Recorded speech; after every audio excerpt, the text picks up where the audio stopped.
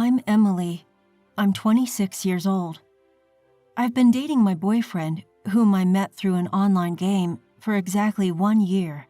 Initially, I was nervous as we met online, but we clicked due to the similarities in our family backgrounds.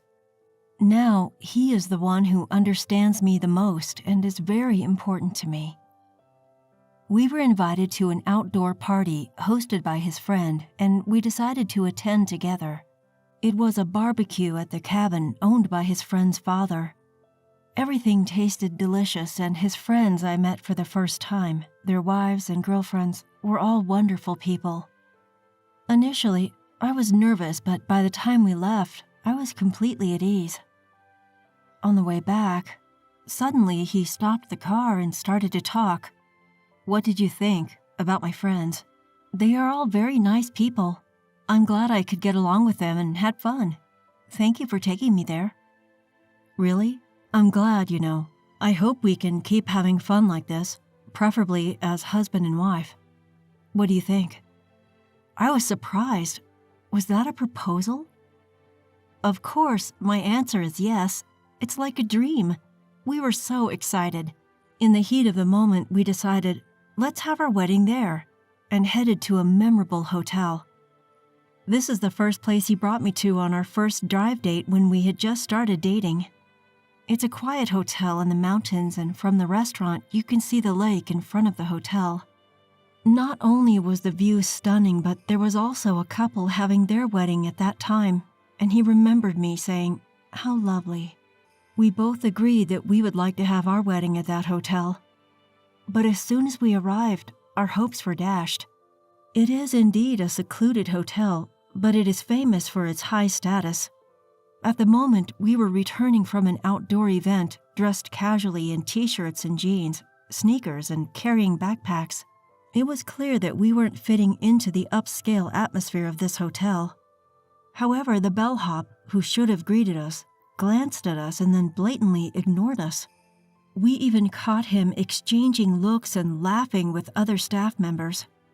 We began to feel self-conscious about our attire, but my boyfriend confidently continued walking deeper into the lobby. During this time, the front desk staff were whispering and pointing toward us. It was an uncomfortable feeling. The last time we were here, we were dressed more formally and the atmosphere was completely different. Feeling out of place, I tugged at his hand, but he pulled mine back as if to tell me not to worry, and we arrived at the concierge desk. Upon seeing us, the concierge seemed startled, but after taking a good look at us, he asked us with a cold smile, "May I help you?" I wanted to retort that of course we needed help, that's why we were standing there, but I let my boyfriend handle the situation. "We are actually considering holding our wedding ceremony here. Could you tell us where the wedding reception desk is?"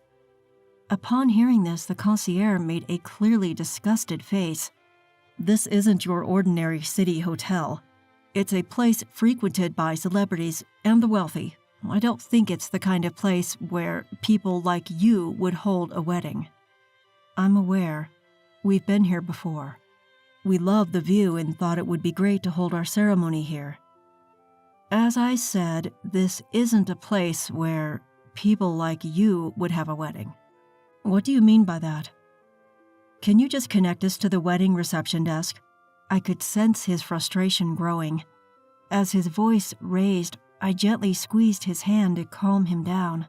The concierge continued, "What I'm saying is, this hotel is not a place for poor people like you. Please, leave immediately."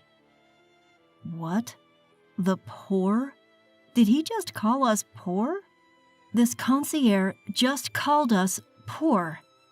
Despite his polite phrasing, he just called us poor. I was ready to tell him off for his snooty attitude, but I decided to let my boyfriend handle this. "Did you just call your customer poor? What's wrong with the staff training at this hotel?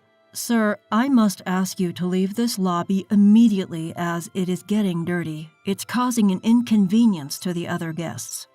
Cut it out already. We're just asking for a wedding consultation. Can't you at least let us look around without any hassle?" "A tour? A wedding? You've got to be kidding. Even if you worked your whole life and saved every penny, you couldn't afford a wedding here. A tour would be a complete waste of time, wouldn't it? Hey, that's enough. Let's go home. The other customers are watching too. Emily, just stay out of it. This hotel won't do if they can't get it together. They need to act properly. He's flipped his switch. He hates injustice so much that he's ruthless when dealing with people who act unfairly. Generally, this only stirs up animosity and heats things up. How did you learn customer service? You're supposed to be a specialist as a concierge, right? Is it acceptable to treat us the way you just did? What? What are you talking about? At that moment, a voice came from behind. What's going on here? Apparently, the manager came over thinking we were causing a disturbance. We're simply asking to be shown around because we're interested in having a wedding here, he replied stoically. Just like the other staff, the manager gave us a top-to-bottom once-over, chuckled dismissively, and said, I'm afraid a wedding at our hotel might be out of your reach. The concierge joined in after hearing his words. That's exactly what I told them, but they won't leave, and it's causing a problem. It's a disturbance to our other guests for you to be in the lobby for such a long period. I'm sorry, but I think it's best if you give up on the wedding and please leave. Hold on a second. We were just asking to look around because we're interested in having a wedding here. Isn't it okay if you just show us around? Sir, I am the manager of this hotel. If you continue to loiter here, he gestured to call security. So what do we need to do to be able to look around? Well, if you were to buy the hotel and become the owner, that's not going to happen, but... At his words, I was on the brink of losing it, thinking, what the heck is he talking about? But he just said, I see, so that's how it is. The owner, huh? And started to ponder. Just then, security started to approach us, so I grabbed his hand and urged him to leave. As we walked away with our backs to the manager, he started giving instructions to the concierge. Contact the cleaning staff. The lobby has been completely dirtied. Have it cleaned immediately. What the heck was dirty? In my mind, I cursed at them, thinking that their attitudes were far dirtier than anything else. We left the hotel behind us. Feeling quite upset, I thought of taking a walk in the garden and admiring the lake before heading home. But we were quickly spotted by the manager from before as we strolled through the garden. Guests, this is troublesome. If you walk around here, it could ruin the view for other guests who are enjoying the scenery. What's the big deal about looking at the view? That's not okay. This view is for the guests who use our hotel. If you can't afford it, please hurry and leave. He tried to shoo us away. Are you possibly thinking about a wedding? Dreaming of a garden wedding? It's useless. Do you have any idea how much it costs to rent out this entire garden? Please. Make your way out.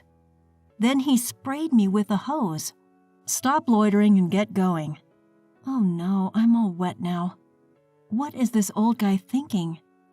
This hotel might not be as safe as we thought, even if he's not the one in charge. Hey, what do you think you're doing? There was a stray cat in the garden. I was just sprinkling water to clean it up. Oh, it's still here.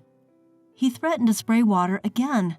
My boyfriend, at his wit's end with these words and actions, shouted, Are you referring to Emily as a stray cat? Enough is enough. Is this how a person in hospitality behaves? Spraying water on people? Hey, call the cops. I had this feeling it was going to turn into a big deal. I couldn't stay there and get soaked any further. Enraged, I told him, I want to change my clothes, let's go, and dragged him back to the car.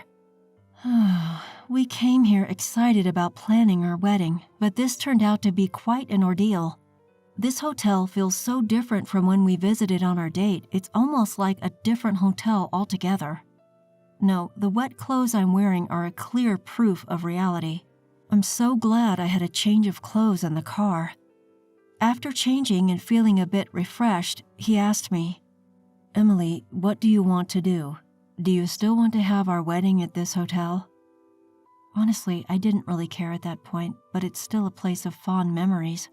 I don't know. The hotel itself is lovely, but I'm not sure about the staff," I replied. But he just said, "I see, let's think about it a bit." And that was the end of the conversation. Afterwards, we decided to at least pay our respects to both families, and it's been a whirlwind since then. Our parents asked about our plans for the wedding and reception. For now, we told them we'd like a small, intimate ceremony with only friends and family and asked them to hold off on the location. We've been visiting bridal fairs at other hotels looking for a good place, but we haven't found one that feels just right. I was in a bit of a bind. Perhaps a wedding abroad would be an option. Just as I was flipping through a bridal magazine with these thoughts, my boyfriend called. "Emily, we did it. We can get married at that hotel." "What? What do you mean?" "It was a bit of a struggle, but since it's my hotel now, you can plan the wedding any way you like." Can you believe it? He had been working on this all along. Turns out he's the son of a wealthy family and managed to get that hotel acquired by their chain of hotels. "The old man said if I wanted to get married, I should become the hotel owner," he said, sounding quite pleased. I was too stunned to say anything in response to his surprising actions, but we decided to visit the hotel the following week. Finally, the day arrived. On the way there, boyfriend said cheerfully, "That hotel's reputation hasn't been great lately, and it's been affecting the business side of things, so I'll work on making it a better hotel, okay?" He seemed to be having a lot of fun. The last time we visited, it was nerve-wracking because of how we were treated, but this time, the hotel staff were prim and proper, ready to welcome their new owner. Looking around, I noticed that the bellboy who once scoffed at us was now bowing deeply in welcome. If they could welcome us properly now, they should have done so from the beginning. Knowing about their previous terrible service, their current behavior seemed quite insincere. I felt like laughing at them now, but I must keep my composure. Smug face, smug face. And then came the hotel manager. "Welcome, Mr. Owner." Not just the manager, but also the concierge and the rest of the staff greeted us respectfully. They didn't seem to realize that we were the poor people they had treated terribly before. It's shocking to see such a difference in treatment based upon appearance. The way they changed their attitude so quickly is honestly appalling, but it's a good lesson for me. And so we were shown to the owner's suite. The manager was fawning over us. "We've been eagerly awaiting the arrival of the new owner, and to think it's someone as young as you. It's truly impressive that you are the owner of this hotel at your age. Your wife is also quite beautiful. A truly stunning couple." "Huh? Who is this guy?" "You called them stray cats, but now you're saying they're handsome and beautiful. Aren't those glasses missing lenses? And like the manager who doesn't remember customers' faces at all, that's wild." We decided to wait for a while since he said he'd create a space for us to greet the employees later. When the manager left us to prepare, I said, "What's up with that manager? He doesn't know anything about us, does he? Handsome and beautiful? Seriously?" It seems like he didn't notice at all. It's kind of impressive in that way, LOL. Well, he looks enthusiastic, so I guess it's fine if he does what he wants. "Is it okay for that guy to be the manager?" "I know, don't worry. I've thought about it." While having this conversation, it was time. He went to the hall where the employees were gathered. "I have become the owner of this hotel. I know you may be uneasy since I'm young, but the headquarters will manage the business firmly, so please rest assured. We plan to operate this hotel as a secluded hideaway hotel, different from the luxury hotels in the city up until now. After repairing the aging parts, we will have a renewal opening. In conjunction with the reopening, I'm thinking of having my own wedding ceremony here to commemorate the start of the hotel and me." The unexpected happy announcement stirred up the employees. Then he called me to introduce his fiancée, and I went up to the stage. When I got up there, the manager, standing proudly next to him, looked utterly surprised. owner? That person is... That's my fiancé. Oh, it wasn't our first meeting, wasn't it?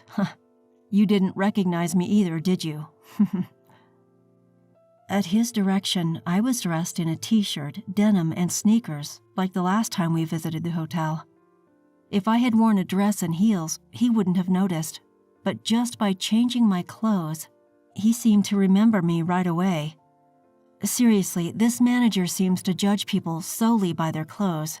Looking around, the bell staff and front staff who laughed at us that day were staring at us with wide eyes. The concierge, oh, he's looking pale and his eyes are darting around. It seems like he finally remembered us this time. My boyfriend, who confirmed the situation, continued talking to the employees who were clueless about what happened that day. Actually, we visited this hotel the other day, and at that time, we were both dressed like her, now. I got her approval for my proposal, so I was over the moon. When we came here thinking we wanted to have our wedding here, the bellboy, that's you, right? You ignored us without even saying welcome and laughed at us. The front desk staff were pointing and whispering about us. The concierge, you didn't listen or pay attention when we said we wanted to have our wedding here, and you told us poor people should go home. The worst was you, the manager. Actually, I recorded our conversation from the middle of it. I'll let everyone hear it. The recording of the exchange with the manager played. The employees started murmuring with disbelief on their faces. They called them poor people? Isn't that terrible treatment? They began to say, while the manager turned pale and trembled. After the audio ended, he began to speak. As you can see, we were treated as poor because of our modest attire, and in the end, we were doused with water and driven out. This is unacceptable, isn't it? There are nods of agreement from the crowd. Regardless of what we were wearing, I come from a family that owns a chain of hotels, and she is the daughter of a big pharmaceutical company CEO. We are not poor. This time, we were advised by your manager here to become the owners if we wanted to have our wedding here. But what if we were other guests? This should never happen, right? This hotel, which is not particularly conveniently located, should offer the best service to all guests who take the trouble to come here. I want to return this hotel to that state. It was once like that. Let's make this the best hotel together. Applause filled the room. Afterwards, he demoted everyone from the manager and concierge to staff who had reports of poor work attitudes. The manager and concierge were asked to start from scratch, learning from the cleaning staff. In their place, staff who had been neglected despite their excellence, as well as part-timers, were promoted to better positions. He placed the right people in the right roles, creating a lively working environment. He actively listened to opinions, quickly implementing good ideas with a sense of urgency. Even as an onlooker, you could feel the overall atmosphere of the hotel improving. And so he successfully transformed the hotel. By the way, we were able to hold our wedding ceremony at the hotel as initially planned. Of course, it was during a quieter time and we kept it low-key. About a year later, he handed down the hotel management over to a new manager and quickly stepped down. It should be okay now, he said, but it seems the real reason was that he didn't have time to play his favorite video games. Why don't you just get out of here? Go freeze in the yard, you stupid, useless old woman. I'm getting cold. Please unlock the door. My eldest son's wife was found in the yard the next morning, cold and shivering. My name is Lucy. I am a 60-year-old housewife, and my husband got sick and passed away several years ago. My son, Tom, his wife, Mary, and my grandson, Alan, now live with me. The unexpected death of my husband brought us together. But I felt like I was giving my son and his family enough space and not interfering with them. They thought that being too close would be suffocating for everyone. They did a lot of renovations to have as much privacy as possible. Mary is upbeat and social. She often socializes with a large group of friends. Maybe it was for the best that we rarely saw each other. Alan, my grandson, is in 4th grade. I occasionally look after Alan when she goes out. He is absolutely adorable. Tom is busy with work and works at night, so our schedules don't line up and I barely speak with him. Tom and Mary never fought, and they occasionally went out together, so to me, it didn't seem like their marriage had any major problems. Mary had many friends and hosted parties at her home a lot. She has kept in touch with her mom friends from Alex's kindergarten class, and they are all good friends. They would come over to our house once a week on Fridays and have a party. These parties always bothered me. They started in the evening and didn't end until late at night, with people drinking and being loud. Her friends' husbands would occasionally come over and get drunk too.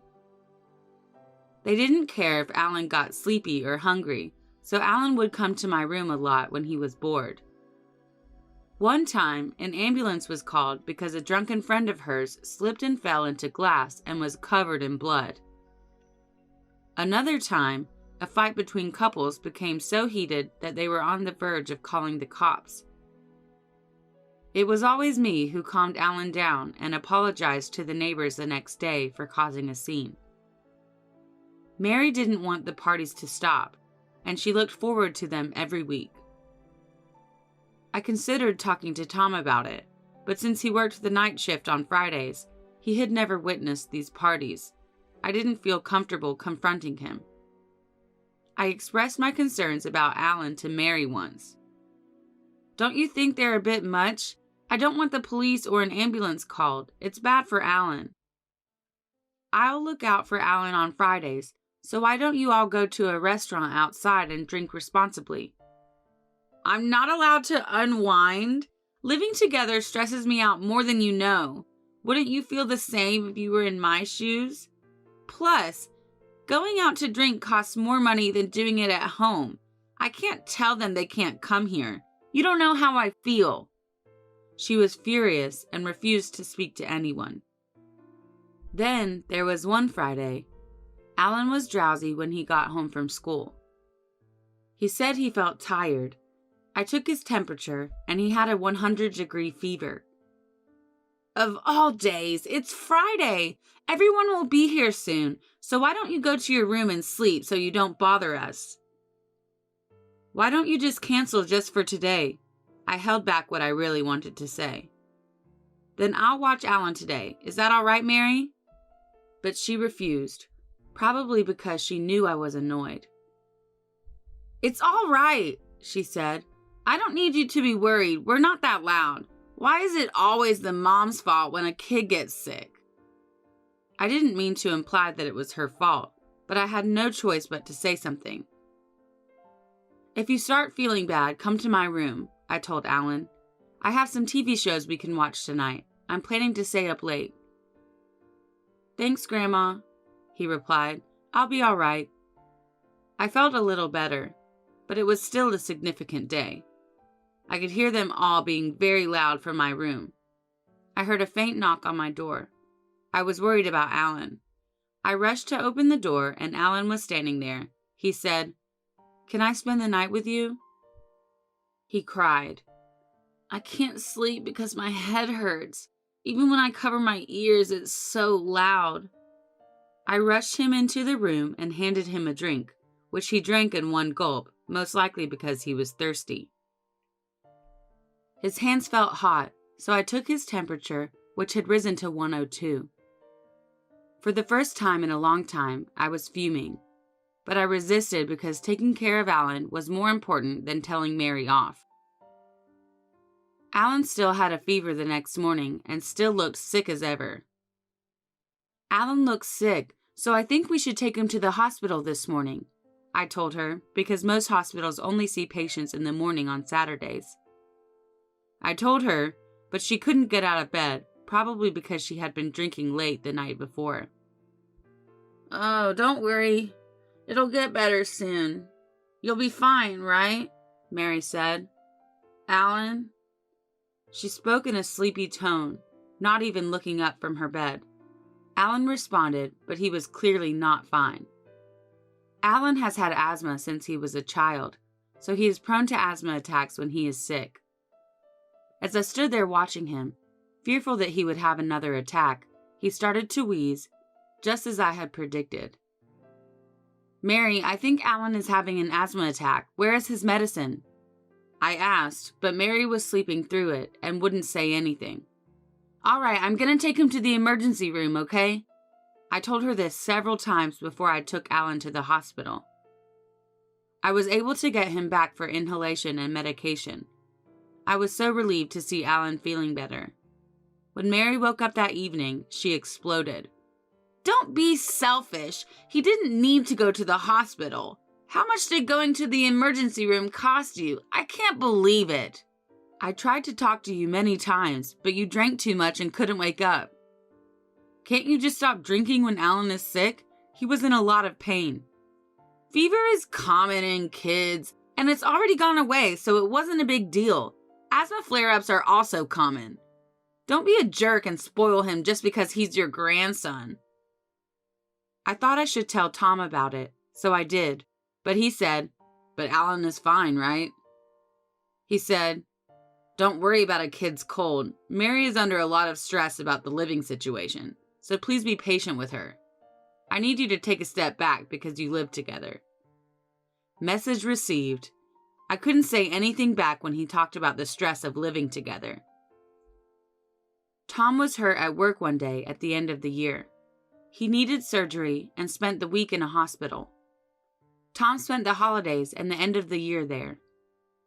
"I'm thinking of spending this New Year's holiday at my parents' house for the first time in a while," Mary said one day. In the past, our family's New Year's holidays were spent cleaning up, eating our favorite comfort food, and dining out with my eldest daughter Emily and her family who live in the same city. I heard Mary and her parents were estranged, so I wondered what had suddenly happened, but if she could get refreshed at her parents' house, that's great for me. Spending time with his loving relatives would make Alan happy.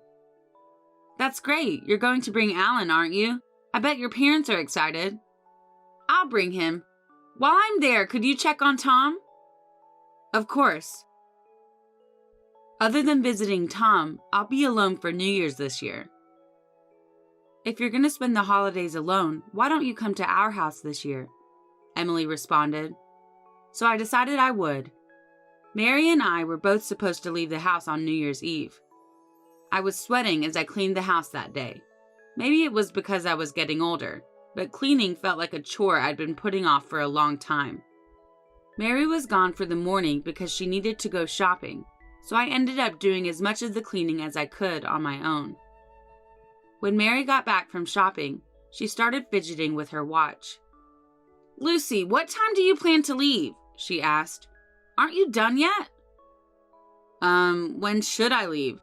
I don't have an exact time in mind. I'm not sure I'll finish now that I've done so much more. What about you? What time do you plan to leave?" "If you leave first, I'll double check that all the doors are locked and everything." "No, we don't have a specific time in mind, so we'll be fine." Mary, who seemed annoyed for some reason, pushed me outside as I was taking a break from cleaning the front door since my back was hurting.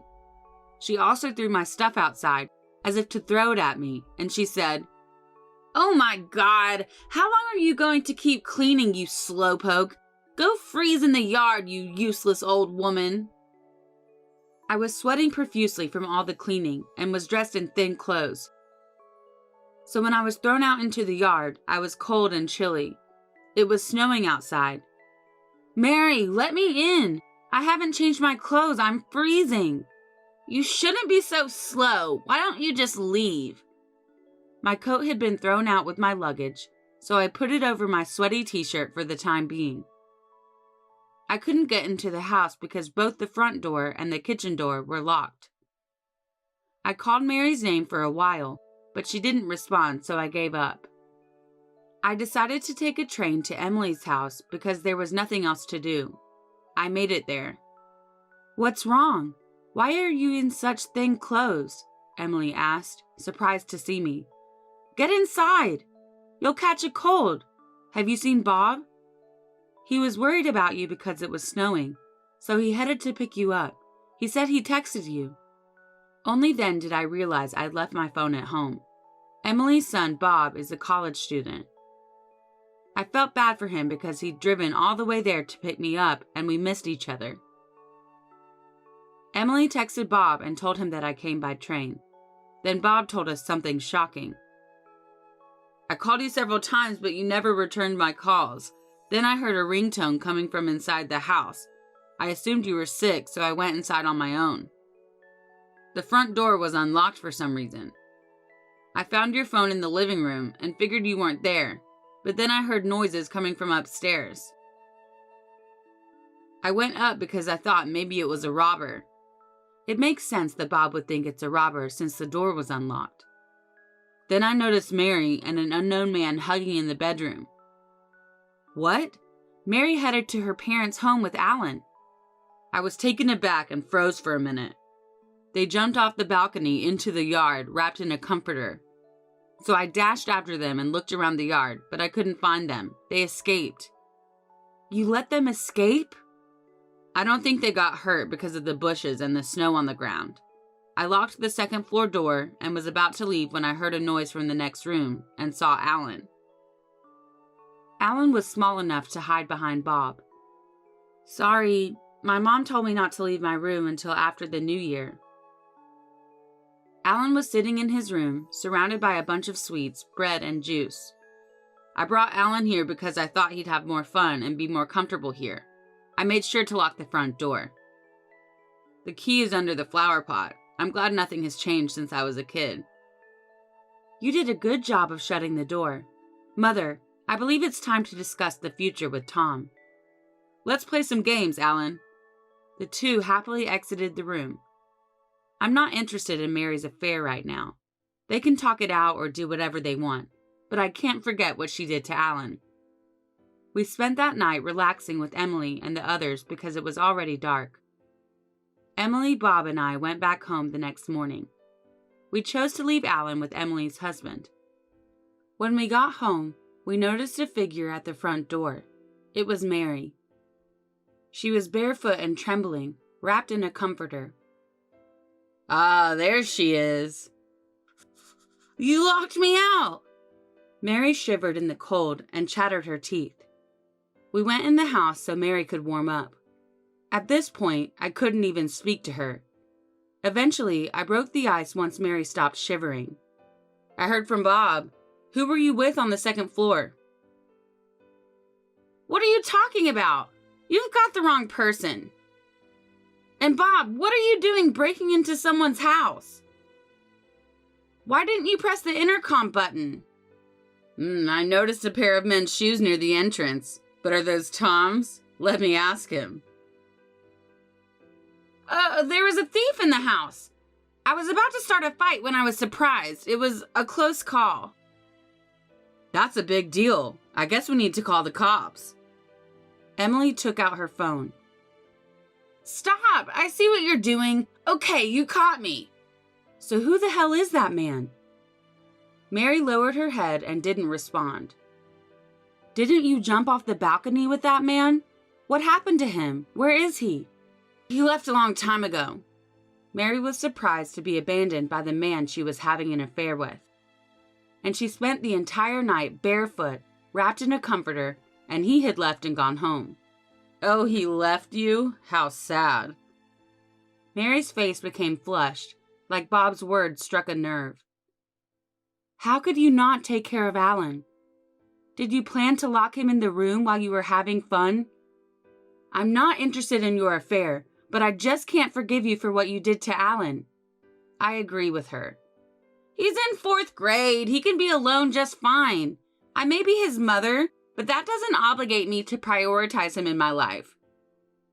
I have things I want to do as well. Just because he's my son doesn't give him the right to interfere. This caught me off guard. Emily, Bob, and I were all speechless by our rage and shock. Tom will be released from the hospital shortly. Alan and I were to stay at Emily's house until then. The day came for Tom to be released. We decided to have the discussion at our house, but I didn't want Alan to be there. Mary may say something hurtful to Alan. I decided to let him have some fun with Bob. I asked Bob to play with him. Emily, you're here? What's wrong? Emily told Tom the facts in a straightforward way. What do you mean, Mary? Is this true? Well, you were busy with work, and I was lonely. Please accept my apology. Mary, did you lock my mother out of the house in the snow? No, that's not it. And what about locking Alan in the next room for a long time while having an affair? Tom, Mom told you about the Friday night parties, didn't she? Why didn't you and Mary discuss it? I'm not sure how to go about it. The most important thing to remember is to never be afraid to ask for help. I'm tired from work too, and it's been a pain, and I'm sure Mary has a lot to say about living with Mom. You two are a perfect match. You both run away from problems and take the easy way out. Do you ever think about others? You two should talk about it and decide what you're going to do together. You're both adults. But you have to think about Alan. I won't let you turn your back on him. They decided to divorce a few days later. Mary was ordered to pay child support and alimony to Tom, who had custody. Mary admitted everything, and the divorce went smoothly. We never found out who she was cheating with. Mary refused to say anything, and Tom was too busy establishing a new life for himself and Alan to worry about it.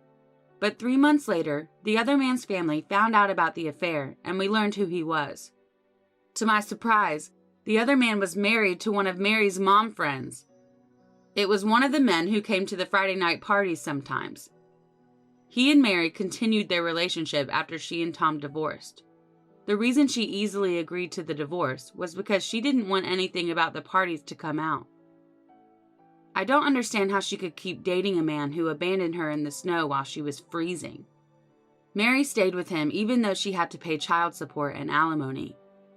The other man's wife demanded alimony and that she distance herself from him. Then I kept thinking about how the front door was unlocked that day. They were both too focused on the affair and had forgotten to lock the door. Bob would have rung the intercom if it had been locked. I told Bob that even if the door was unlocked and he suspected there was a burglar, he shouldn't have gone in, because he could have been attacked. Because I was worried about Grandma, he explained. Those two would have been surprised if the cops showed up out of nowhere and caught them cheating. I'm not experienced enough. Because, well, you know, he's a bit of a jerk, but he tries to make everyone laugh, and he treats Alan like his own brother. Mary had a lot of friends, and word of the affair spread quickly to everyone. She left the area, most likely because it was hard for her to live in the same city. Apparently, the group of friends harassed them quite a bit until they moved. They are living a life they can't afford in a new place. They have to spend money on Alan, pay alimony to Tom, and pay alimony to his ex-wife. Mary is at odds with her parents and is working tirelessly with no help. She called our house once. I'm so sorry, she said. I'm lonely and I'm suffering because I don't have anyone to turn to. Please forgive me. Please help me. Oh, it was one thing to want to see or talk to Alan, but it was another thing to want to avoid responsibility for what she had done. The kids of Mary's mom friends bullied Alan for a while because of Mary. Tom was able to talk to their parents, and the kids fixed things amongst themselves. But I wonder how much it broke Alan's heart for his mother to disappear and then be bullied by his friends. I thought about telling Mary how hard it is for Alan, but I doubt she would care. Is that all you want to say? I asked. Don't contact me. That's all I said before hanging up the phone. I moved in with Tom and Alan. There have been ups and downs, and there will be more downs, but we will work together to overcome them. Tom also cut back on his work hours and began spending more time with Alan. I'd also like to thank Emily and her family for their help during all this. Emily said many things I should have said. Bob loves Alan, and the two became like brothers. I hope he will be raised right in a warm family. I'm glad I get to watch him grow up. I am Serena, a 27-year-old woman. I just got married recently.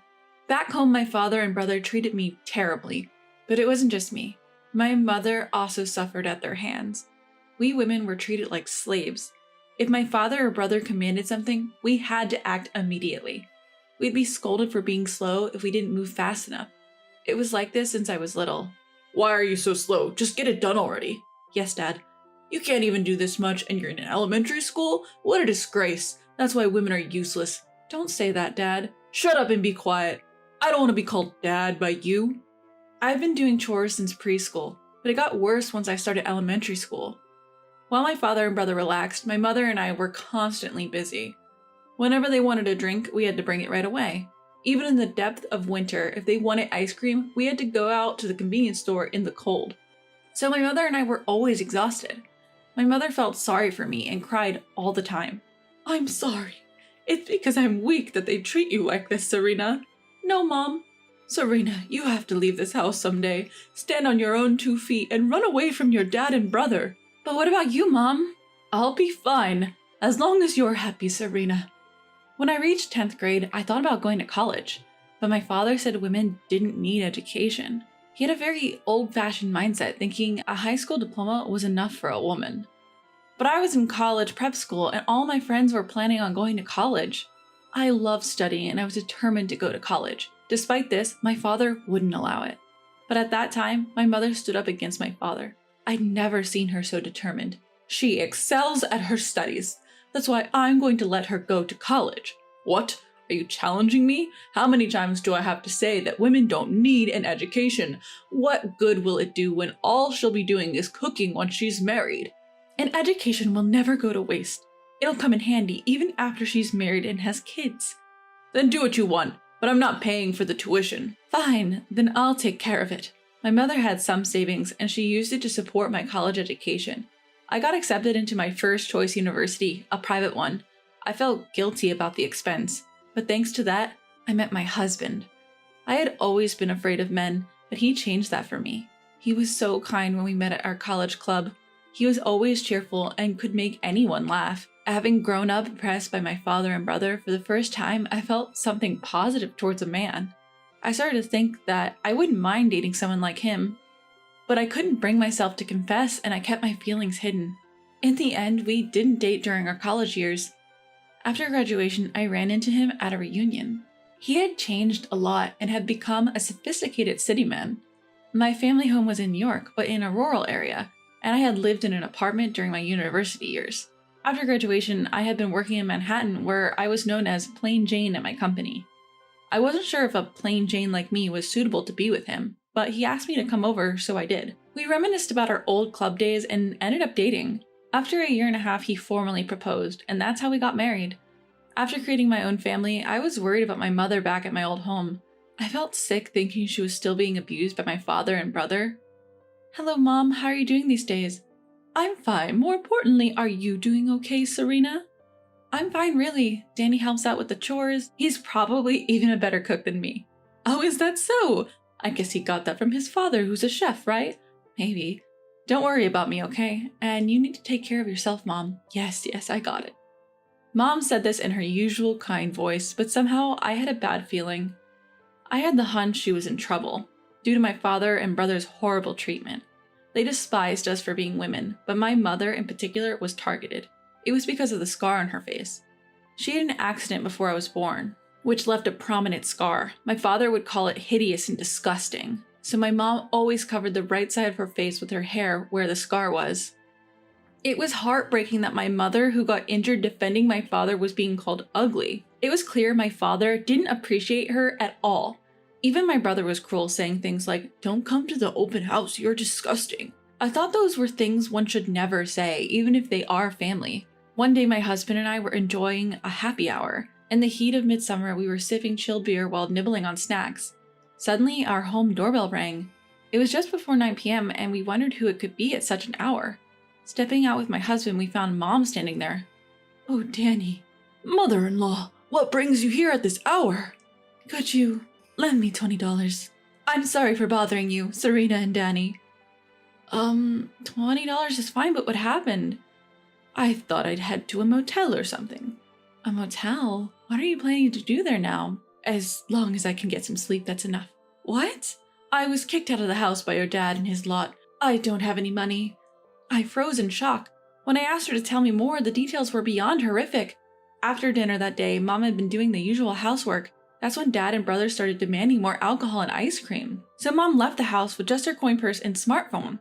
But when she got home, the door was locked from the inside. Unlock the door, I brought the drinks and stuff. Just leave it there. We don't need you anymore. What? Drop whatever you bought and disappear. A worthless wife like you. And that left my mom completely lost. She had used up almost all of her coins and couldn't even afford a taxi. So she had to walk all the way to our house. That's what happened? That's awful. Maybe I'm just useless now. Hey, Serena, let's live together with your mother. Really? Are you sure? Yeah, I don't mind. We have extra rooms. She can use one. But I can't be in the way of newlyweds. It's all right. I consider you like my own mother. Thank you. Oh, my mom burst into tears, sobbing. She must have been touched by my husband's kindness, something she was likely unaccustomed to. My husband, having lost his mother at a young age, was a hard worker raised by his chef father. He graduated from college on a scholarship, so he understands people's pain. Having such a husband, I realized how lucky I am. He was the polar opposite of my father and brother. From then on, we started our life as a three. Whenever we came home, Mom always had a hot meal ready for us. You don't have to go to all the trouble. Danny and I can do housework too. It's all right. I want to do this. Thank you, Mom. I feel a bit guilty. After a comforting home-cooked meal from Mom, I was relaxing when the doorbell rang. At the door were my father and older brother. You're here after all. How dare you send me a text like that? What's with, I don't want to be with you anymore, he bellowed. So what? I simply told you how I felt, she retorted. Oh, you're pretty bold. When did you start acting so high and mighty? He sneered. You were the one who told me to leave, right? So I'm saying, let's get a divorce, she shrugged. Well, I don't really need an old lady like you around, but if we're divorcing, pay me alimony, he demanded. Excuse me? My father was demanding alimony from my mother in case of a divorce. I wondered what had happened. Isn't that young guy I saw you with your new boyfriend? That's cheating, isn't it? He accused. No, it isn't, she responded. Oh, you two seem pretty close, though. We didn't do anything strange. I had no idea that my mother had been with a younger man. I started to panic. Was my mother really having an affair? If she was, it would be disadvantageous for her since she and my father were not yet divorced. If my father was right, she might get sued. So I glanced at my mother, but she just winked at me. It must mean everything will be okay. You dirty, tainted old woman. You won't be able to survive on your own once we divorce. Ha ha!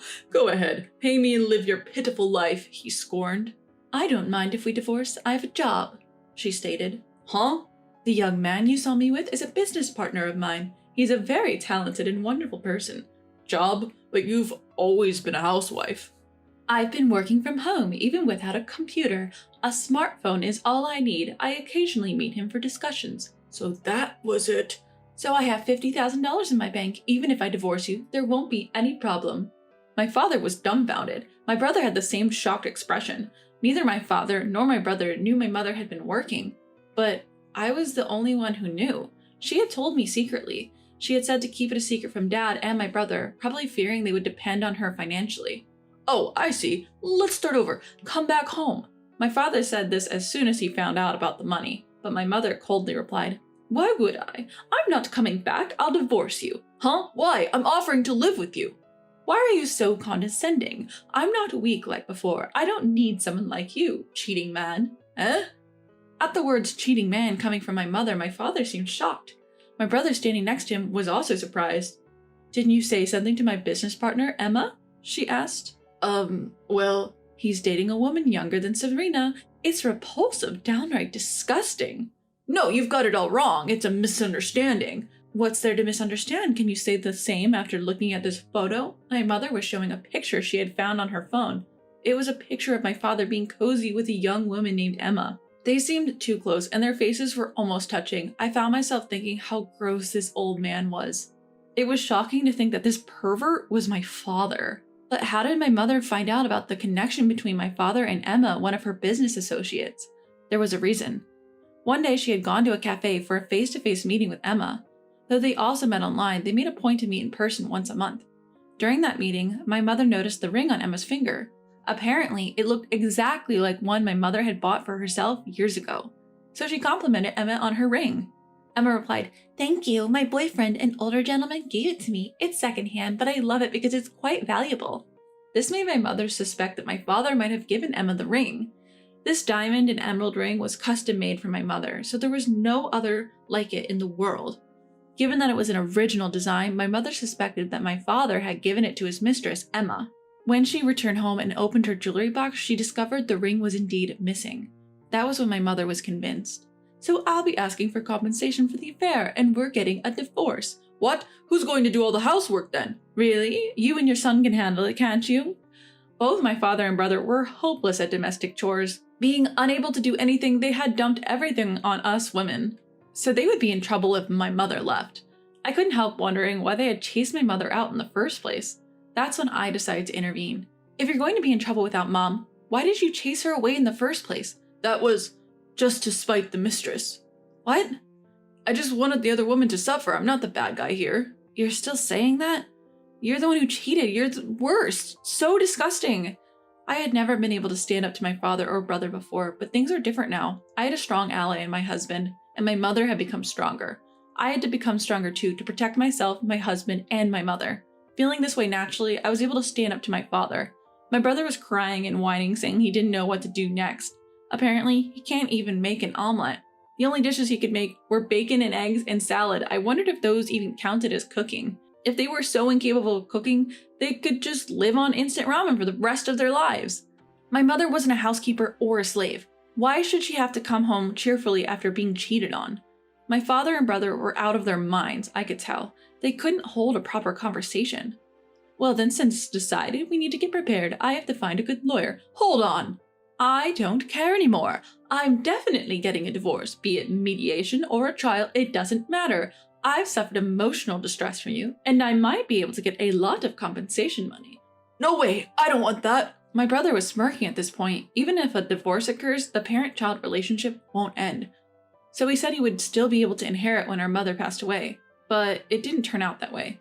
"Gaston, I'm not leaving you any inheritance. After all, you've been so insulting towards me. I won't let someone like that inherit anything. Did you know? If I specify in my will, I can prevent the distribution of my assets to you." Once again, my brother's eyes widened in surprise. It seemed he never thought his constant insults could backfire this badly. He probably didn't realize that this was the outcome of heaping profound insults on the person from whom he was to inherit. He cried out loud, almost too loudly.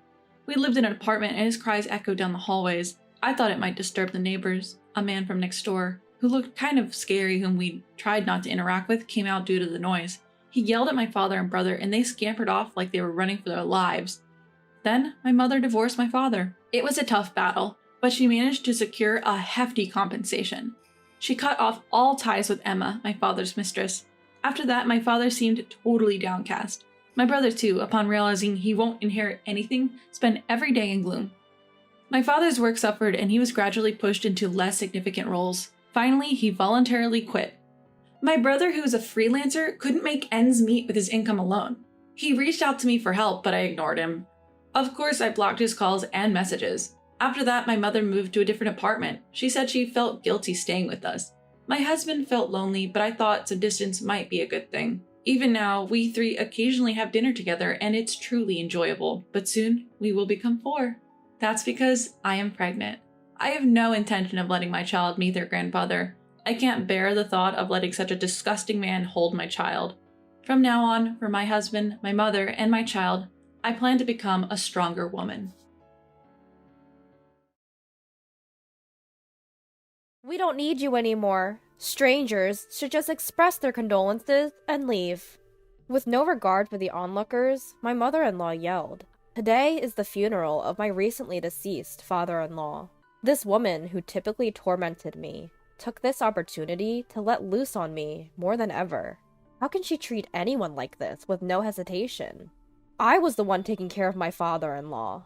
As I struggled to contain my annoyance with my father-in-law, my husband, who was nearby, opened his mouth. "You're right. Strangers are just a nuisance." With that, he steps in front of his mother. My name is Michelle Shore, 30 years old. I married my husband 2 years ago and currently live with him and his parents. My husband's name is Mike, also 30. We initially lived in an apartment, just the two of us, after getting married. However, it seemed my husband was an only child and had been quite adored by his mother. The calls from his mother were frequent, sometimes several times a day, even after our marriage. Mike, when will you come to live with me? I don't mind if it's just you. Please come back. I'm lonely. You know, the greatest form of giving back to your parents is to just be with them. She would constantly beg for us to live with her like this. My husband didn't take it seriously and certainly had no intention of moving in with her. But one day, his father came to see us. Mike, Michelle, could you consider living with us? At this unexpected proposal, Mike asked with a troubled face, What's this all about, Dad? You and Mom, you're both healthy. There's no need for us to live together, is there? We are physically well, but it's still rough at times for me, mentally. I may have reached my limit living alone with your mother. What do you mean, Dad? Well, after hearing the full story from his father, it seemed that ever since Mike had moved out, his mother's behavior had been progressively getting worse. She would verbally abuse his father and withdraw money from the bank without even asking. When they checked the balance of the bank account they had been saving for their retirement, after a few months, it appeared that she had spent as much as $10,000 without even asking. When confronted, his mother readily confessed, but showed no remorse. What's worse, she had no intention of returning the money, and started complaining that the house has become uncomfortable since Mike left. Having reached his limits, his father made her swear on a written agreement that if she committed any more misdeeds, he would divorce her. Since then, there had been no abusive words or unauthorized spending, but the relationship between the two had not improved, and a cold war continued in their home. That's why his father was asking us to live with them, even for a short while, to ease the tension in their house. That night, my husband and I decided to discuss living with them.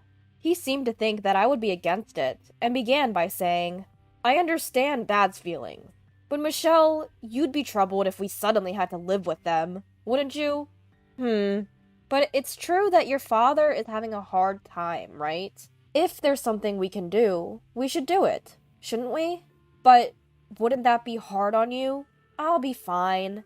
Besides, your father is the one who will suffer if we don't do something. We have to help him as soon as possible. Yeah, you're right. Thanks, Michelle. I'll talk to Dad about moving in with them. And thus, we as a couple decided to move in with my in-laws. My husband and my father-in-law came to an agreement, and our new life started immediately the next month. My husband Mike always noticed my changes, and was someone I could rely on when things got tough. My father-in-law, too, had a good relationship with us ever since our first meeting during our engagement. However, the one thing that concerned me was my mother-in-law. As I mentioned earlier, she doted on her son Mike, incredibly.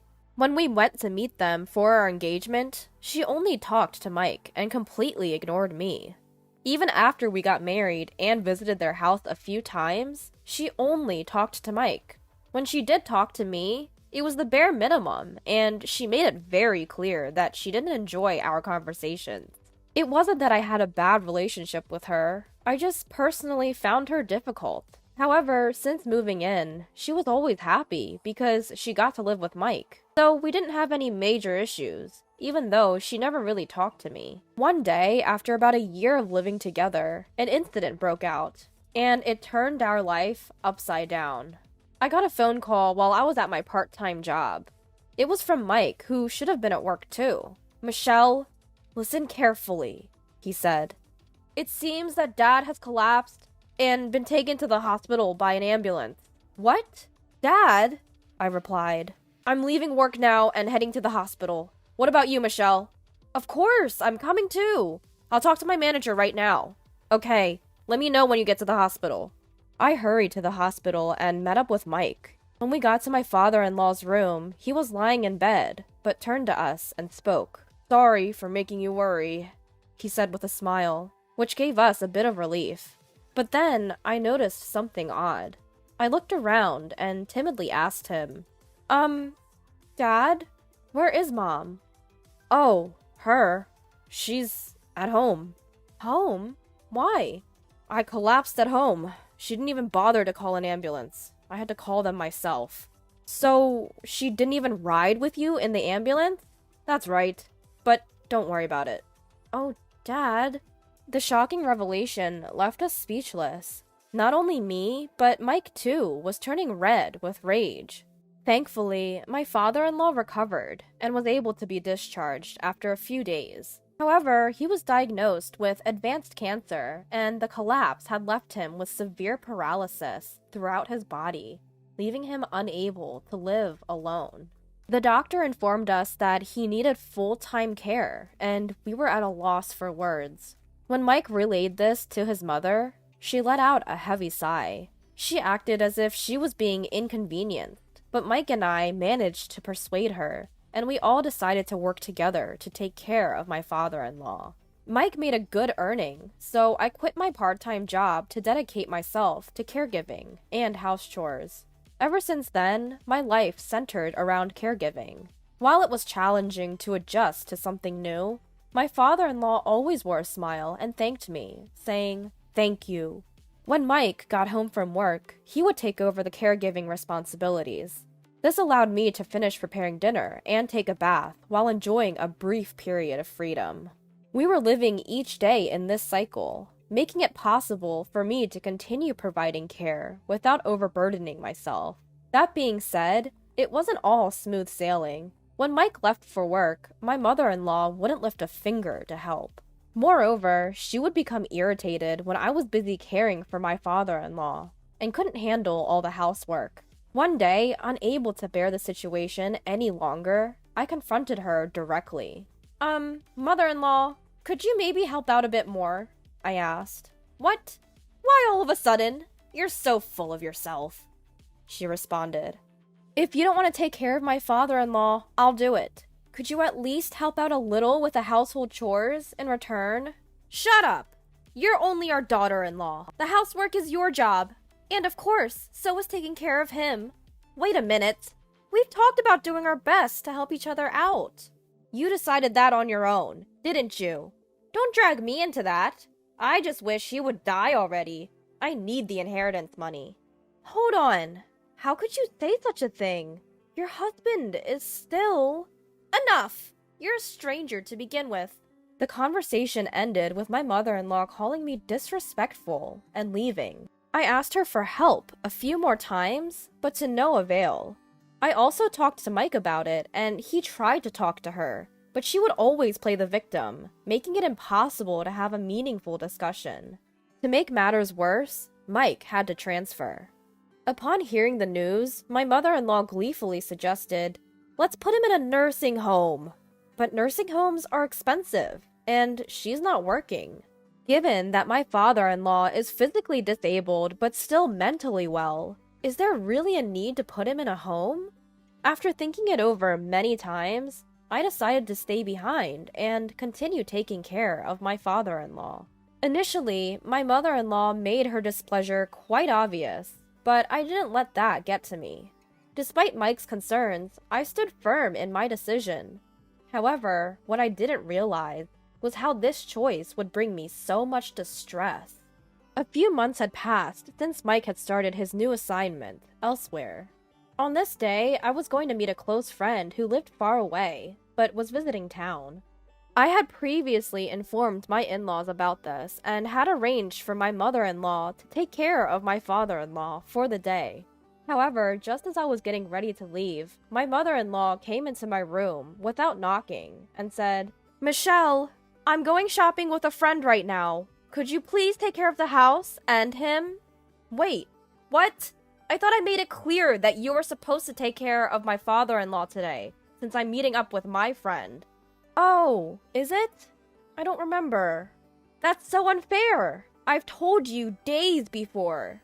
"You're so annoying. I don't know anything about this. Just be grateful that I'm letting you live here, rent-free." "But I was really looking forward to meeting my friend after so long." Even a fool like you has a best friend, huh? Birds of a feather flock together. Don't worry, you'll meet them again soon enough. Well, good luck. My mother-in-law hastily left through the door. I broke down crying. Why? Why is it always me? I do the housework and take care of Mike's father every day. Isn't it okay to go out for just one day? This is too much. Just because you hate me. This is too much. A mix of unplaced anger and emptiness overwhelmed me, making it hard to recover. But now that my mother-in-law was out, I had things to do. I wiped away my tears, texted my best friend about what had happened, and got back to the household chores. I prepared the meal for the elderly care and headed towards Mike's father's room. When I knocked and entered the room, Mike's father called out with a serious look. "Michelle, my father-in-law, what's the matter?" "I'm sorry. Because of my wife, your plans got ruined." "Huh? Did you hear that earlier?" My father-in-law slowly nodded. Then he pulled something out of the drawer next to his bed and handed it to me. "My father-in-law, this is... Could you do me a favor in my stead?" "But are you sure?"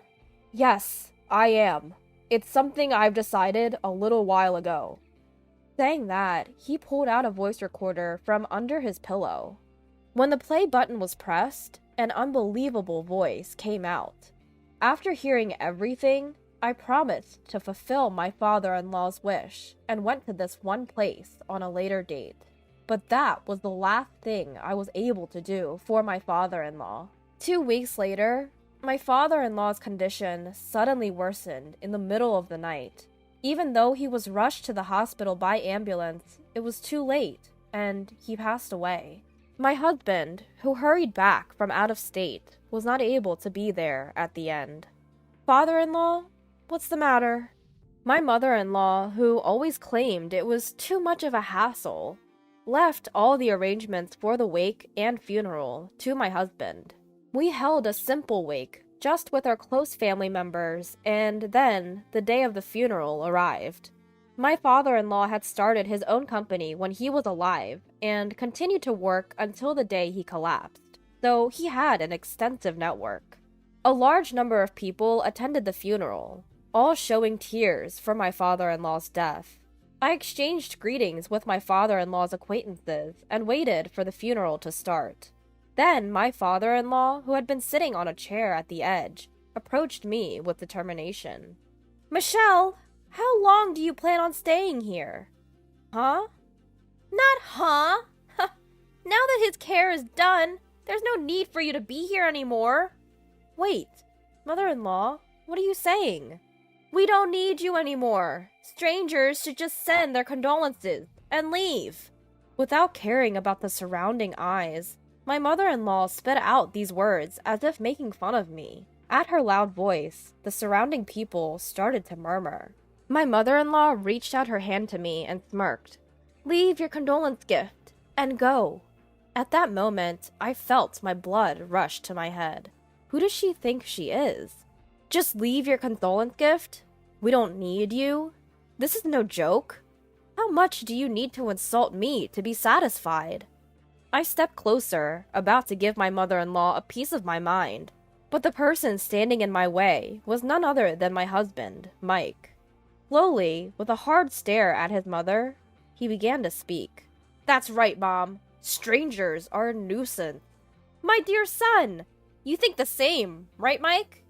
"Yeah, I do. So, could you please leave, Mom? You're not my mother anymore.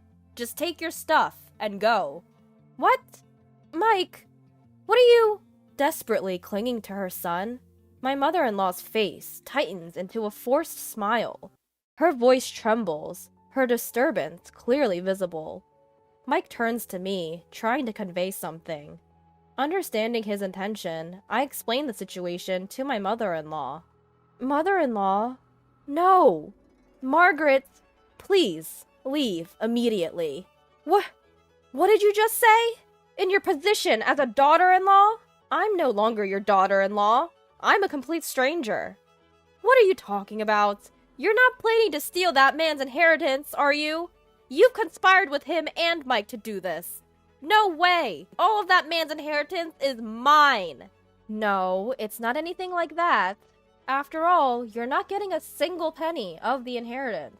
With the facts laid out clearly, my mother-in-law stares at me, wide-eyed. For some reason, she grabs my collar and raises her voice. Don't mess with me! Always saying whatever you want. I don't want you deciding the distribution of that man's inheritance.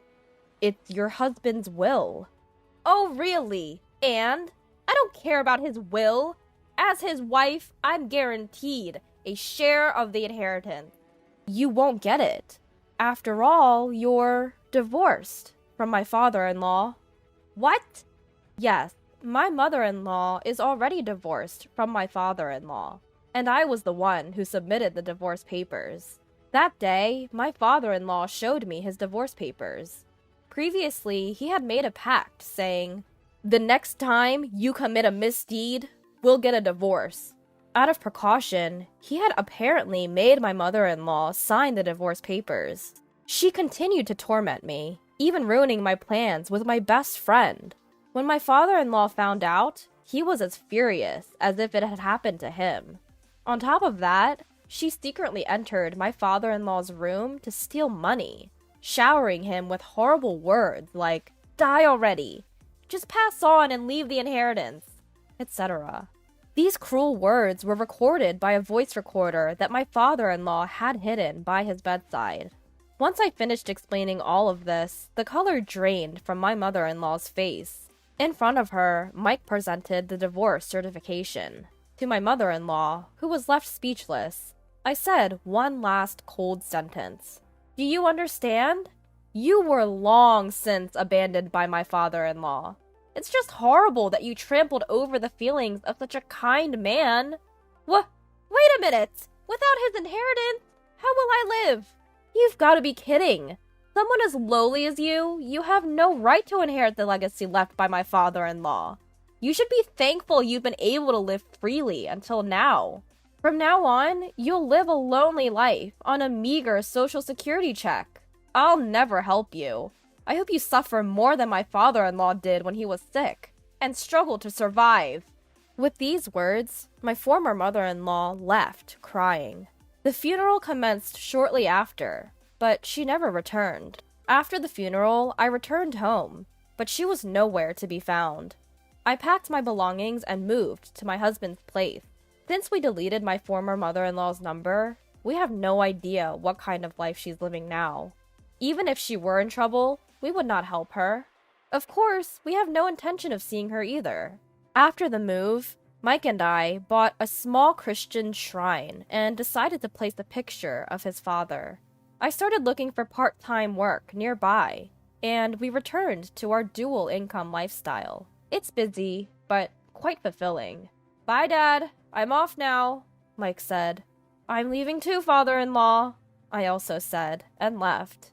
Every morning, we do this, paying respects to the picture of Mike's father before we head to work. It seems like the man in the photo is smiling back at us.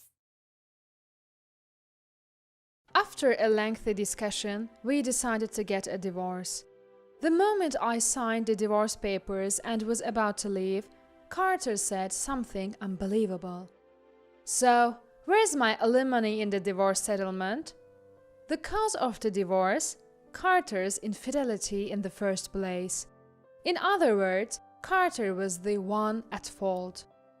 Yet, he had the audacity to ask, "Where's my alimony in the divorce settlement?" It seems Carter genuinely believes he's entitled to alimony. Divorcing him just isn't enough. I'm going to corner this fool for good. My name is Mia. I'm 28. I have a husband whom I married 2 years ago. His name is Carter. We met at a company-sponsored party. I work for a fairly large company that owns several subsidiaries. 4 years ago, this party was held, and that's when I happened to meet Carter. Ironically, I'm an executive at the corporate headquarters, a successful career woman. Carter, on the other hand, is a staff member at a small branch of subsidiary. Naturally, my income is much higher, modestly put, about 3 times that of Carter. When we started dating, Carter was quite concerned about this. Do you think a staff member like me is good match for someone like Mia? Carter, I don't worry about things like that. But still, I feel inadequate as a man. So, are you going to give up on our future just because of that? I love you, Mia, but I might cause you hardships. If we become a family, supporting each other is a given, right? Even now, you're supporting me, Carter. Mia, yeah, you're right. I'll work hard for a promotion. And so, our relationship officially began. After about a year and a half of dating, we got married 2 years ago. Now, in our 3rd year of marriage, our relationship with Carter is still going strong. We openly express our love as a couple and had agreed to focus on our careers until we had children. One day, as routine would have it, after finishing work, I check my phone and see a text from Carter saying, "I'll be home late." He is apparently grabbing dinner on his own, so I decide to treat myself to a meal out before heading back. After showering, I'm lounging in the living room when I hear the door creak open. "Welcome home," I call from the couch. But as soon as I see him, it's clear something's off. Carter's face is like a dark cloud. I've never seen him this down before. Baffled, I hesitantly speak up. "Carter, what's going on? You look really down." Well, if something's up, you can tell me. We are a couple, after all." "Yeah, you're right. Since we are a couple, we need to talk." Carter nods as if making a difficult decision, then drops a bombshell. "Mia, I want a divorce." "Excuse me?" His words shake my voice involuntarily. I question my own hearing. Shocked by this out-of-nowhere revelation, I reply to Carter. "Hold on, wait! A divorce? Why all of a sudden?" "It's, differences in values, I guess." "What? You've never mentioned this before." "No, it's not that. I realize I'm just not right for you, Mia." "What are you talking about? When we started dating, we agreed that supporting each other as a family is a given, didn't we?" "Well, yeah, but..." Carter avoids eye contact, stumbling over his words. His behavior was nothing short of suspicious. He is definitely hiding something. Convinced of this, I confront Carter, raising my voice. "So, you're still dodging the issue? What are you talking about?" "It's weird, Carter. You suddenly want a divorce out of the blue? Differences in values? That's just an excuse. There's another reason, isn't there?" "That is..." "Enough. Just tell me already." Tears brimming, I make my plea, and Carter shows an uncomfortable face. Realizing he can't keep hiding, he drops another bomb. "She's pregnant." "What? Pregnant? Who is?" "My girlfriend." "Girlfriend? Whose girlfriend are you talking about?" "My girlfriend is pregnant. That's why I want a divorce." Carter's been cheating. Typically in dramas, you see wives wrapped in anger, grabbing their cheating husband by the collar or cursing them out the moment they found out. But I'm feeling none of that. Instead, my love for Carter cools instantly. My ability to make swift judgments, cutting off anything unnecessary, has contributed to my career growth. What's no longer needed should be discarded immediately. This decisive action has indeed fueled my ascent in the corporate world. This time, I labeled Carter as unnecessary in my life. That's all there is to it. Ignoring how I feel, Carter awkwardly peeks at my reactions. At this point, there is no turning back or rebuilding anything. Actually, I don't even want to rebuild. Taking a deep breath, I confronted Carter. So, let's get to the point, Carter. You want to divorce me, don't you? Yeah.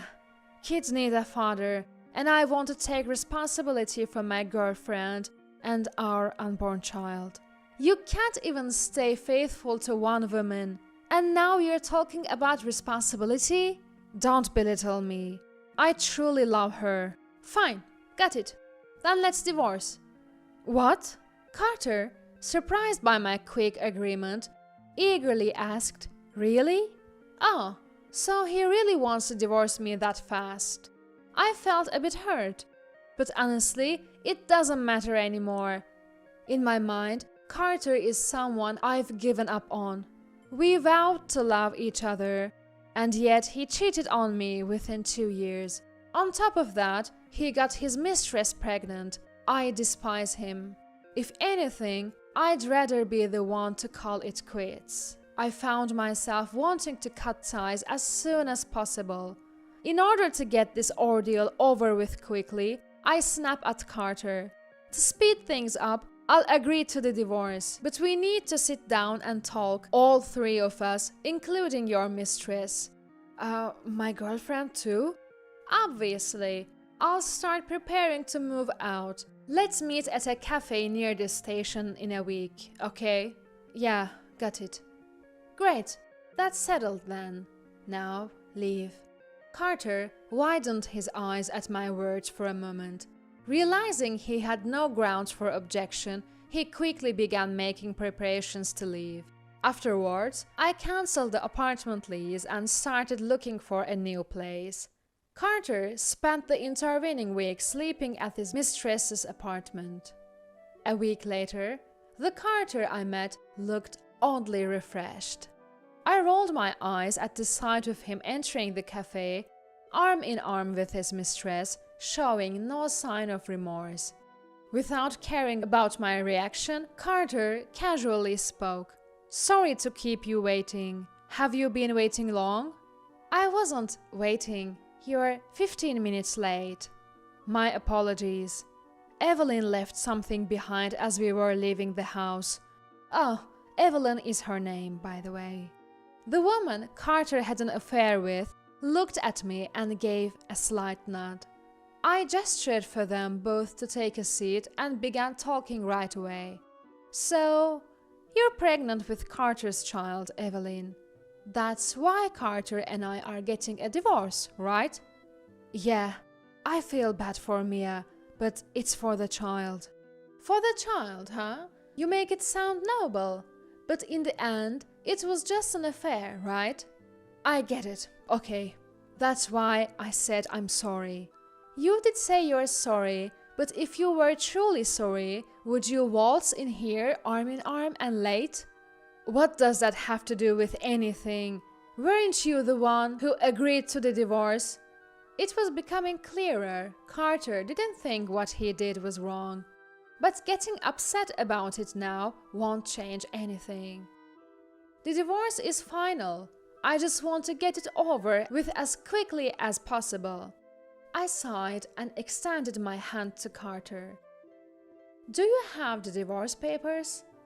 Yeah, here. And you filled out your part, right? Of course, all that's left is for you to sign and submit it. All right, I'll sign it now. I took the envelope containing the divorce papers and spread them on the table. I signed my section. When I glanced up, Carter and Evelyn looked like a childish couple holding hands and gazing at each other. At this point, I'm beyond anger and irritation. I am dumbfounded. Why did I marry this man? I lament my poor judgment for a moment. Eager to leave, I tell Carter straightforwardly, I've signed it, so I'll go submit the divorce papers now. I began gathering my things and stood up. Then Carter hurriedly said, Wait a minute. I reluctantly asked, "What now?" Then Carter said something unbelievable. "So, what about the alimony for me?" "What?" "Not what. What's the plan for the alimony you'll be paying me?" I couldn't believe what I was hearing. Alimony for him? What is he talking about? Did he just say, "for me"? How could he even think I owe him alimony? Although I'm annoyed by his insensitive remarks, I keep my composure because we are in a store. I take a deep breath to maintain my calm and respond to Carter. "Why would I owe you alimony?" "Why? Because you make more money than me." "So, because I make more money?" "Yeah, you've always made more than me. So, if we are getting divorced, you should be the one paying me alimony." "Excuse me?" I was at a loss for words at Carter's unbelievable reasoning. It looked like Evelyn was equally shocked as she stared at Carter in disbelief. When I pressed Carter for more details, it became clear he was operating under a major misunderstanding. He seemed to think that in a divorce, the person who makes more money has to pay alimony for the other. So, in Carter's mind, since I earn 3 times as much as he does, I would be the one paying alimony in the divorce court. I was stunned he didn't know the basic fact that the person at fault in the marriage is the one who pays alimony. Even more mind-boggling was that he cheated but somehow thought he would be the one to receive alimony. At this point, his delusion was almost applause-worthy. But jokes aside, there's no way I would ever pay alimony to a guy like this. Visibly disgusted but keeping my composure, I said, "Are you okay in the head?" "What? Why would you say something like that? Just because you don't want to pay alimony? No, it's not about whether I want to pay or not. I will definitely not be the one paying." "Huh? Don't you get it? The person who pays alimony is the one at fault, which is you." "Me?" Carter looked utterly confused, as if he couldn't process the situation. I glanced at Evelyn for support, and she nodded in understanding. Carter, turning pale, pulled out his phone. Divorce, infidelity, at fault, alimony. He started hastily typing these keywords and searching. After some reading, he let out a resounding, "This can't be," that echoed throughout the cafe. You almost have to admire stupidity of this magnitude. Then, in the cafe, Carter began to apologize. Wait, Mia. I get that I'm the one at fault, but I can't afford to pay alimony." "Excuse me? You cheat and now you say you can't afford it? You know I don't make much. Mia, plus, we're about to have a baby." "So what? That has nothing to do with me." How could you?" Finally, realizing the gravity of the situation, tears filled Carter's eyes. He grabbed my shoulders and began to plead loudly, enough for others to hear. "Mia, come on, what about us? What are you trying to say? We were so in love. Why are you asking for alimony now?" "Look, enough is enough." "Mia, didn't you ever love me? Or were you cheating on me all along?" "Excuse me?" Carter spouted nonsense, trying to twist the narrative into me being the cheater. At that point, any lingering sympathy I might have had for him vanished completely. At this point, I couldn't care less who was around. I glared down at Carter, raising my voice like never before. "Seriously, Carter, get it together!" "What? Mia? Why should I pay you a dime in alimony after our divorce? It should be the other way around. You should be paying me. You cheat without a care and then have the audacity to say, 'Pay me alimony because you make more money?' Are you kidding me? Don't talk nonsense." Stunned by my outburst, Carter froze. I didn't stop there. "You're not the one who should be asking for alimony. I am. I am claiming the maximum amount from you, and even from that woman you cheated with. I don't care if you two have a child or not. Fall from grace and make it a spectacular one, both of you." Having said my piece, I grabbed my bag and the divorce papers and left the cafe. I heard my name being called from behind, but I ignored it completely. Later, I submitted the papers to the city office, and my divorce with Carter was finalized. Thanks to my lawyer, I was able to claim alimony smoothly. I billed Carter for $30,000 and Evelyn for $10,000. They both begged for a reduction, but I shrugged it off. They had to borrow money from all sorts of places to pay me. Even with a child on the way, they ended up in debt. I cancelled the lease on our apartment and moved into a new home, telling no one the address. I explained the situation to my employer and requested a transfer. I was assigned to a branch near my new home. Now, I won't have to see Carter ever again. On the other hand, it seems Carter has successfully remarried Evelyn afterward. I heard he quit his job. Well, got fired is more like it. Though they talked about doing it for their coming child, their future doesn't look bright. Continuing the story, adding more interest to it, it turns out that one of Carter's co-workers happened to be in the same store where we had our divorce discussion. The co-worker apparently overheard the entire conversation, and it became the talk of the office. Now, Carter is getting cold stares from everyone. "Did you hear? He cheated and still asked his wife for alimony." "Really? Disgusting. Stupid too. Poor wife." "Yeah, he was like, she earns more, so she should pay me alimony." Crazy, huh? That's just unbelievable. Makes me sick. Eventually, Carter was encouraged to resign and is now juggling part-time jobs while looking for a new full-time position. Despite Evelyn being pregnant, he works from morning till night. Debt from the divorce settlement, future child support. Just imagining it totals up to a huge amount. Can Carter and his new family really bear the burden? Chances are happiness won't be coming their way anytime soon. But I don't pity them.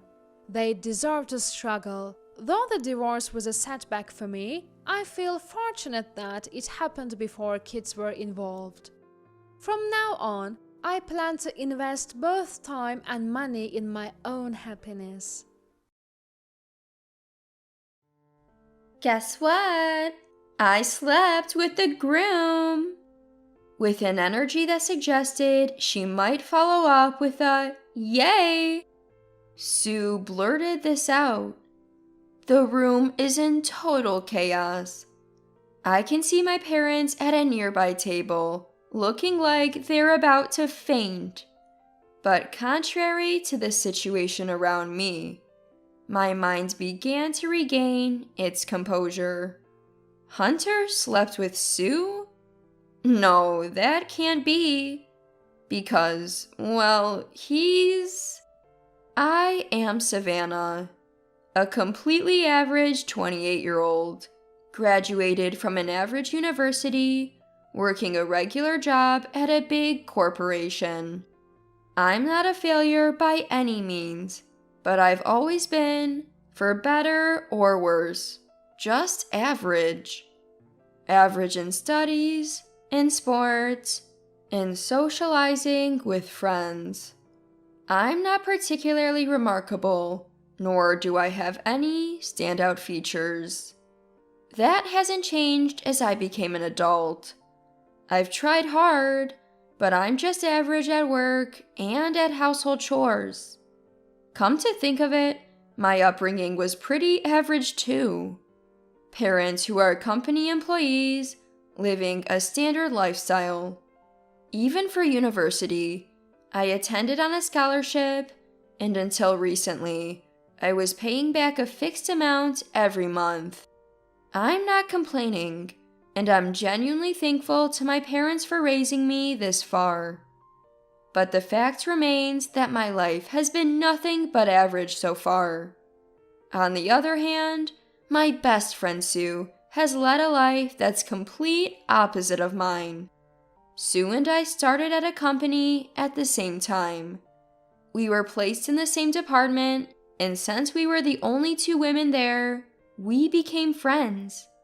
Our friendship blossomed into something special, mostly thanks to Sue's incredible personality. She's outgoing and bubbly, unlike me, who's more reserved. Despite her beauty, her Ivy League degree, and her wealthy upbringing, she's never pretentious. Sure, she's confident and always surrounded by good-looking, successful guys. But that's because she's competent and incredibly charming. She's also incredibly observant and proactive, qualities I wish I had. It's different from me. Yet, every time I think about how different Sue and I are, it bugs me. I sigh heavily and press the enter key with more force than necessary. 5 years into the job, I'm used to the work, even if I'm not the most efficient. So, while lost in thought, my fingers kept typing away. Suddenly, a soft thud hits the back of my head. "What's the sigh for, Savannah? Frustrated much?" Not painful, but I hold the back of my head and turn around in my chair. Sue's standing there, a rolled up document in hand. "Sue, come on, you're not making much progress, are you? Lunch is in 30 minutes. Sue peeks at my desk and comments, sounding exasperated. I've heard that before, but today it stings a bit. What? Is it that time already? I better hurry. I check the time and refocus on my work. I have to finish by 3 p.m. So, where are we going for lunch? Sorry. I don't have time for lunch. What? That's your fault for being slow. Let's go. Let's go to that Italian place on Maple Street. But I don't have time. When I turn around, Sue's already gone. She bounces off, probably heading to the restroom. I can see her petite figure leaving the floor. Her beautifully curled chestnut hair sways against her slender back. A female colleague stop their work and stare. She's so pushy. That's the privileged girl in her. I can't help but grumble. Not listening to people is one of Sue's flaws. But I know she means well. Maybe she's just trying to take me out for a break because she noticed I'm not being productive. Regaining my composure, I concentrate on my work for the next 30 minutes until lunch. The Italian restaurant Sue loves is a 5-minute walk from the office. It's a stylish place, delicious, and not the kind where an office worker would casually have lunch. At $30 for lunch, it's a place I'd never go to alone. Oh man, I really need a boyfriend. We're both pushing 30, you know? Time to settle down and leave the job grind behind, don't you think? Savannah, you're dating someone, right? Even though her tone is casual, she handles her knife and fork with surprising skill. You can tell she comes from a good upbringing, I think to myself as I twirl pasta onto my fork. Yeah, I am, I reply and suddenly remember something. Oh right, we decided to get married next month. Upon hearing this, the smooth movement of Sue, sitting across from me, abruptly stops. What? Her surprised shout drowns out the elegant classical music playing in the background. Hold on, since when did this happen?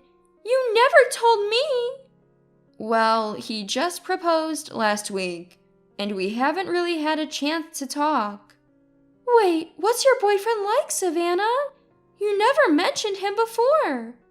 Her eyes, framed by her prominent eyelashes, glare at me with a malicious expression. It's Sue who hasn't listened to my stories, but I'm used to her by now. I brush off the tension with a sigh and start talking about my boyfriend. He's a graduate of one of the country's most prestigious universities and currently works for a top-tier company. We've had a steady, peaceful relationship for 2 years since meeting at work. Being with him feels reassuring, and above all, I can be myself, which feels good. However, nearing 30, I'd been feeling uneasy about whether we'll just keep dating or eventually marry. Then he proposed, as if reading my thoughts. So, I was thinking of asking you to give a speech at the wedding. Sue, is that okay? I share what I've been contemplating ever since the proposal.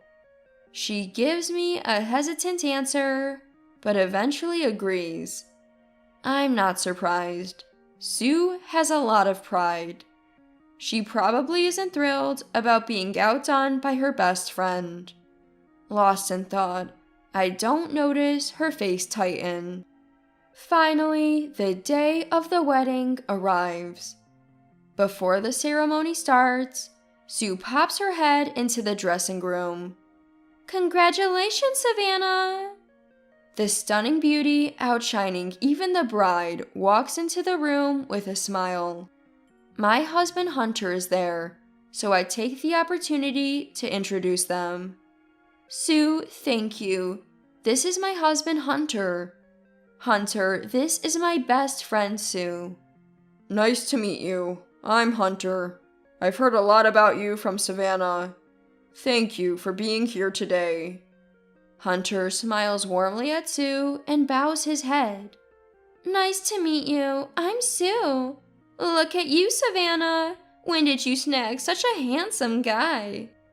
In her usual manner, Sue smiles back at Hunter. Then, surprisingly, she leaves the dressing room without making any excuses to stay longer. I can't shake the feeling that something's off. Ever since I announced my marriage, Sue's been acting a little distant. As I watch the door Sue just exited through, lost in thought, Hunter mutters, I wonder what's up with her. Huh? I look up to find him making a puzzled face. His hand on his chin, deep in thought.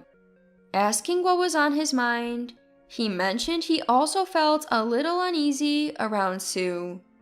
She looked at my face and for a moment seemed surprised, like she recognized me from somewhere. He spoke, but seems like he couldn't quite remember where he might know her from. Sue was undeniably beautiful. It's not like you'd easily mistake her for someone else. No clear answers emerged, but the ceremony went on. The spacious venue was filled with round tables, and everyone, old friends and new, beamed with joy. Sitting at the head table, the reality of getting married began to sink in. For so long, I thought I'd never marry. I always considered my life and each day in it as pretty average. Whether being unmarried was normal or not, I had planned to live my life alone. That was until I met Hunter. The ceremony moved smoothly, and now it was time for the best friend speech. I found myself looking at Sue. She stood up, heels clicking as she elegantly walked toward the podium. Truly, Sue looked as beautiful as usual today, or even more beautiful than usual. I wish she would find someone special soon. Although, being the catch she is, she must be picky, I thought. But then, she looked at me with a devilish grin. Savannah, congrats! I debated whether to say this, but I don't want to hide anything from my best friend. Especially not after you're married and it could cause chaos. And with that, Sue's face lit up with a cunning smile. Wait, what? The room became restless. My once calm heart got suddenly shaken. What is she trying to say? Looking for some kind of clue, I turned to my side. Hunter seemed just as puzzled. In retrospect, maybe I should have stopped her there. Hunter and I slept together. With a tone that sounded like she might follow it with a yay, Sue dropped the bomb.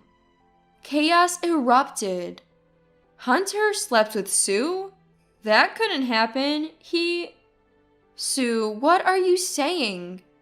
Sorry, but you know I can't keep a secret. We slept together. That's it. No, that's not possible. Huh?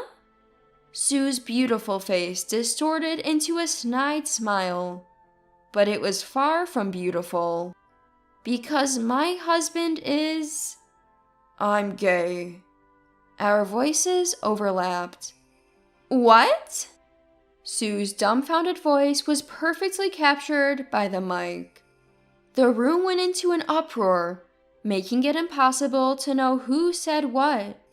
Sue stood frozen, her face a picture of disbelief. Forget about speeches now. Just then, the door bursts open. In comes a man. Sorry I'm late, bro. The guy who appears at the door looks just like the groom, a spitting image. Sue glances between the man and Hunter, who's standing next to me. She's speechless. Whew, made it just in time. But what's with the tension here? As he comes closer, he tilts his head, puzzled by the atmosphere in the room. Noticing Sue on his way, he perks up. Hey, long time no see. What brings you here? He waves casually at Sue. Hold on, 2 hunters? What's going on? Finally understanding the situation, I stood up and walked over to Sue. You see, Hank and my husband Hunter are identical twins. Hunter, the older twin, has eyes that emanate kindness, while Hank, the younger one, has a mischievous glint in his eyes. Unless you're really close to them, it's hard to tell them apart. Hank also has a complicated love life. He's a womanizer who uses his brother's reputation to juggle multiple relationships, causing headaches for Hunter. Despite all this, their brotherly bond is strong, thanks in part to Hank's likable personality and Hunter's forgiving nature. Sue... I gently touch Sue's back as she sits on the floor, her shoulders slumped. Sue had just made an outrageous confession at my wedding. Although it turned out to be a misunderstanding that led to her own downfall, she had tried to trample on my happiness. But I didn't know how to feel about her. After all, I'd never seen her so broken before. In the end, I realized I'd always admired Sue for her self-confidence. I just realized that. I apologize for the confusion earlier. That was a prank from her. It was my idea, but I'm not good at this sort of thing, and I'm sorry for creating such an awkward atmosphere. Hunter quickly steps in, attempting to smooth over the awkward atmosphere. The room, once filled with murmurs, starts to settle down. You can hear someone saying, "Oh, is this some kind of prank?" Hunter's concern was genuine, even if his timing was off. He was empathetic towards Sue, who was embarrassed in front of everyone, even if it was her own doing. Look, it's true that I'm gay, but it's also true that I love Savannah. Hunter then spoke with confidence and clarity. Yes, Hunter is gay. I found out after we'd known each other for a while and started getting closer. I was surprised and shocked, but he told me he still wanted to be with me. Up until then, Hunter had only ever been attracted to men, but somehow he fell for me, transcending gender. It might not be romantic love, but it's a profound connection, a kind of soulmate relationship that I deeply respect. As Hunter finishes his speech, the room erupts in warm applause. I glance at my parents. My dad is clapping hard with tears in his eyes, and my mom is dabbing her eyes with a handkerchief. Dad, Mom, I will be happy with this person. The atmosphere was just right as we transitioned to the entertainment portion of the event. Just as I was about to ask Sue to return to her seat, she shakes off my hand and blurts out, "This is ridiculous. I'm leaving." Sue? Sue gets up shakily and starts walking toward the exit. I couldn't chase after her. On her way out, she passes Hank, who is sitting during Hunter's speech. Hank tries to stop her. "Hey, you're leaving already? Let's hang out sometime. I'm not looking for a girlfriend right now, but we can be friends." That was the last straw for Sue. She bursts into tears and rushes out of the room. Sue! She never looks back. The ceremony concludes smoothly, and Hunter and I go on our honeymoon. When I return to work after a long break, I find out Sue has transferred apartments right after the ceremony. I felt relieved, to be honest. It would have been awkward to face her again. As for Sue, it seems like the betrayal from Hank was the final blow. She went from a life of manipulating men to being disillusioned with them entirely. Time has passed, and she's now over 30 and still single. After my wedding, the buzz about her speech spread through our workplace, cooling the attitudes of those who used to fawn over her. Younger colleagues don't warm up to her either, largely because she's all pride and no substance. Basically, she's isolated herself and become the bossy older woman at work.